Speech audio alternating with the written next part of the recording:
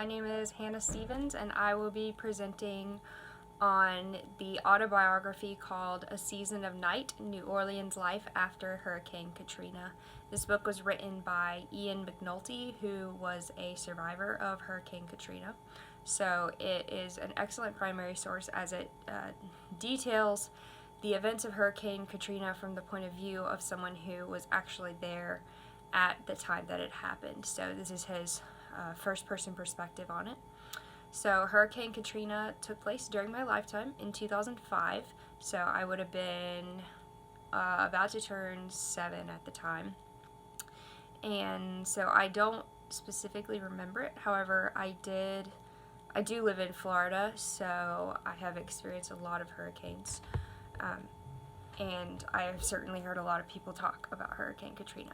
However, I wanted to present on this so that I could examine a primary source regarding this event, just to see it from the point of view of someone who lived during that time. So there are 3 main sections that I would like to talk about.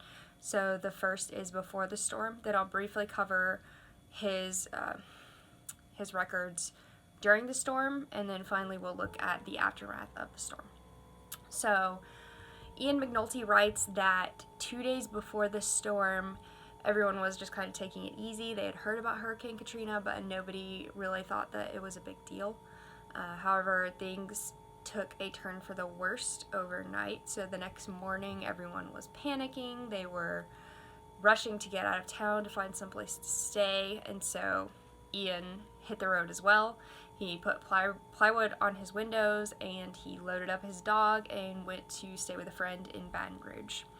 So during the storm, he stayed with his friend, and the way that they kept up with how the storm was through radio broadcasts.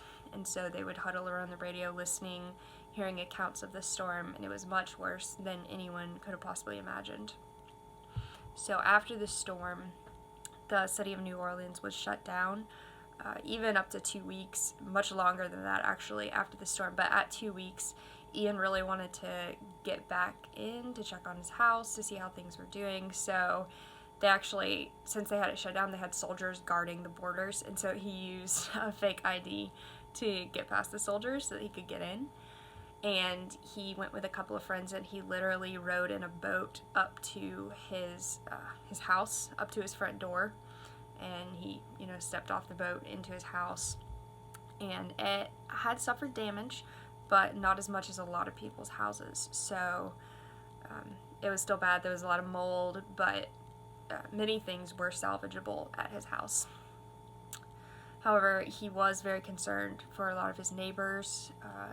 He didn't really have friends or family that had suffered harm, but he did care for a lot of his neighbors, and so this really shows something about the community of New Orleans at the time. And so many people were displaced without homes, and so random places would become shelters, such as the Baton Rouge Convention Center. That was a place that a lot of people found shelter.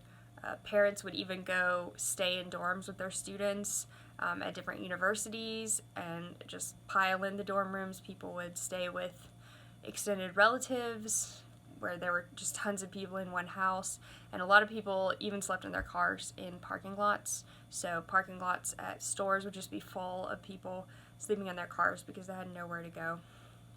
So Ian himself searched with a friend for a home and was unable to find one, and so they ended up staying in a hotel for an extended period of time.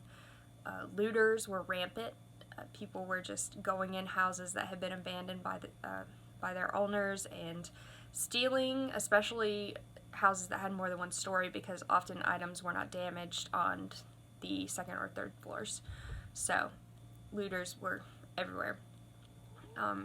McNulty writes about Christmas after Hurricane Katrina. So Katrina happened in August, and so Christmas that year was different. They were in the process of rebuilding, but being able to celebrate that brought a sense of healing and some hope as well.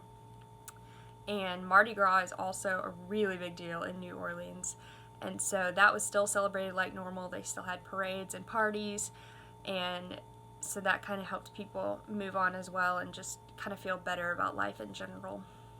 The final chapter in his autobiography is called A New Normal, which I think is telling, and it details a day in his life after he moved back home. So things were different, but in many regards, things were still the same, and he still felt home. And the last line of the book is actually, "It ain't normal," he said, chuckling, "but it's home." And that just kind of gives a sense of what things were like after Hurricane Katrina.